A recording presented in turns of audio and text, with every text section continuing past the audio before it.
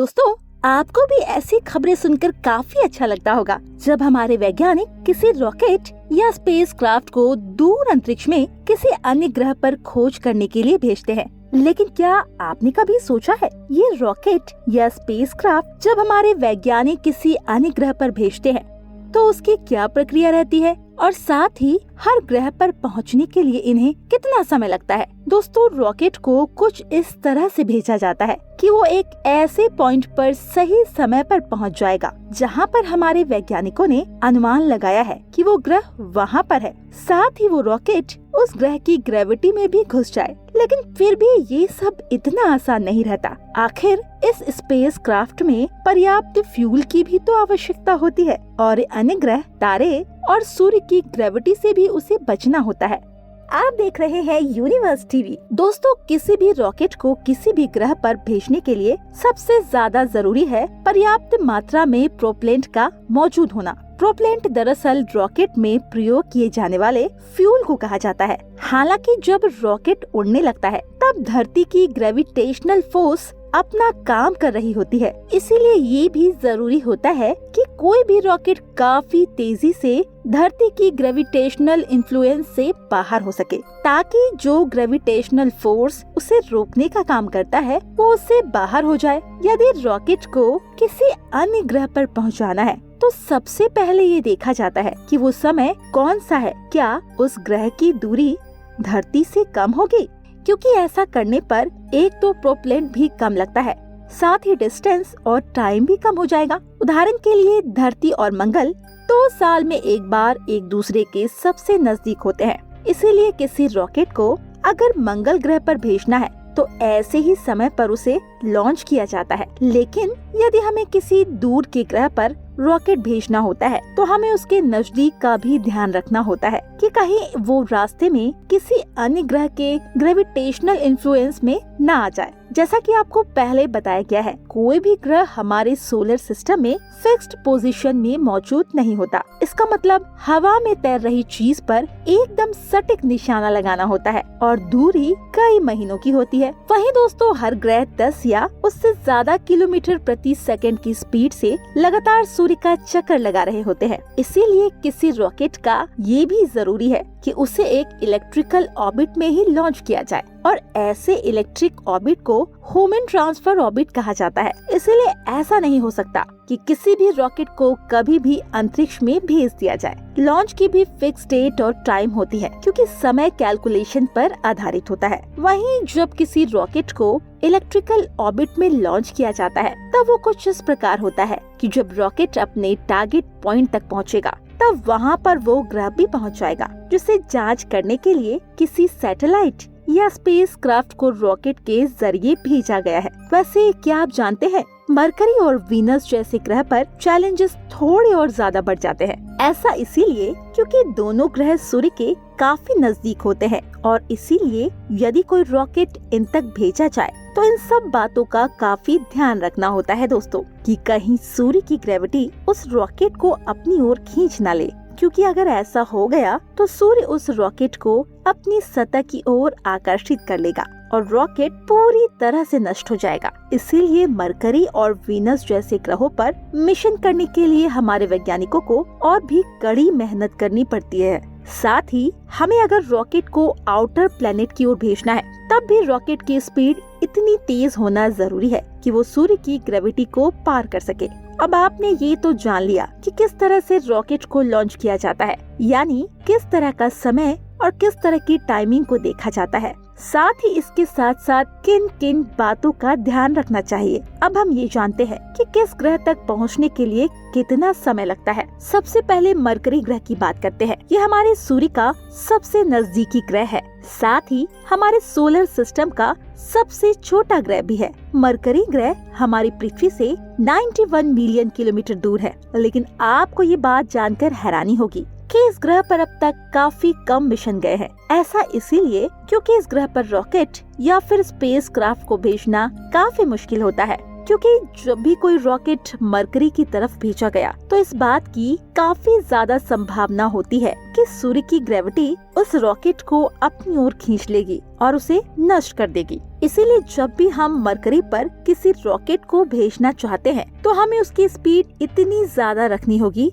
मान लीजिए वो अंतरिक्ष में एक बंदूक से निकली हुई गोली की तरह होगा। इसीलिए इस ग्रह पर किसी रॉकेट को भेजने के लिए सबसे पहले तो होम एंड ऑर्बिट में ही से भेजना होगा। मरकरी के केस में ये ऑर्बिट लगभग 310 मिलियन किलोमीटर लंबा पड़ता है दोस्तों। साथ ही रॉकेट को मरकरी तक पहुंचने के लिए 106 दिन का समय भी लग जाएगा। दूसरा, रॉकेट की स्पीड काफी तेज रखनी होगी, लगभग 58 किलोमीटर प्रति सेकंड के हिसाब से। दोस्तों ये भी नहीं है कि मरकरी पर कभी कोई मिशन भेजा ही नहीं गया हो। साल 1974 में मैरिनर 10 नाम का एक प्रोब मरकरी पर भेजा गया था और उससे हमारे वैज्ञानिकों को इस ग्रह के बारे में जानने को काफी कुछ मिला भी था। वहीं दोस्तों मरकरी के बाद दूसरा ग्रह आता है वीनस यानी कि शुक्र ग्रह। ये ग्रह धरती से 41 मिलियन किलोमीटर की दूरी पर है। यदि हम इसके ह्यूमन ऑर्बिट की बात करें तो इसका डिस्टेंस लगभग 402 मिलियन किलोमीटर लंबा है।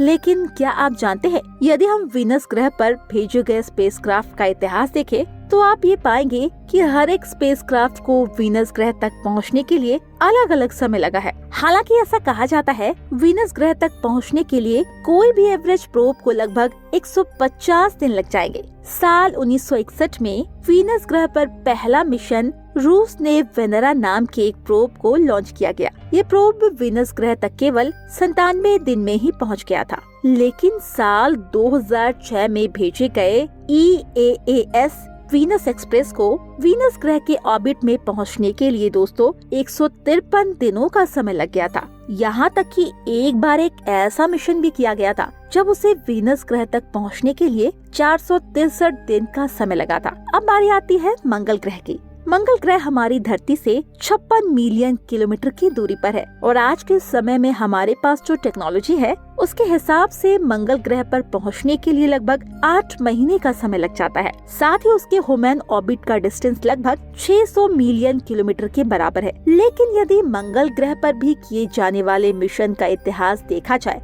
तब भी आप यही पाएंगे कि कुछ मिशन को इस तक पहुंचने के लिए ज्यादा समय लगा और कुछ को कम समय भी लगा। वहीं दोस्तों मैरिनर 6 और मैरिनर 7 को मंगल तक पहुंचने के लिए 156 दिन और 131 दिन लग गए थे। लेकिन कुछ ऐसे मिशन भी थे जब उन्हें मंगल ग्रह तक पहुंचने के लिए 300 दिन से भी ज्यादा का समय लगा। अब नंबर आता है जुपिटर का। दरअसल जुपिटर हमारे सोलर सिस्टम का सबसे बड़ा ग्रह है और आउटर प्लैनेट में सबसे पहला ग्रह भी है। ये हमारी धरती से 620 मिलियन किलोमीटर की दूरी पर है। लेकिन जुपिटर ग्रह तक पहुंचने के लिए अब तक हमारे पास कोई एवरेज टाइम ड्यूरेशन नहीं है, क्योंकि अब तक जितने भी मिशन इस ग्रह पर गए हैं उन सबको अलग अलग समय ही लगा है। जुपिटर पर भेजे गए सबसे पहले प्रोब पायनियर 10 जिसे 2 मार्च 1972 को लॉन्च किया गया था, उसे जुपिटर तक पहुंचने के लिए 640 दिन का समय लग गया था। एंड उस प्रोब ने 1.273 बिलियन किलोमीटर ह्यूमन ऑर्बिट तय किया था।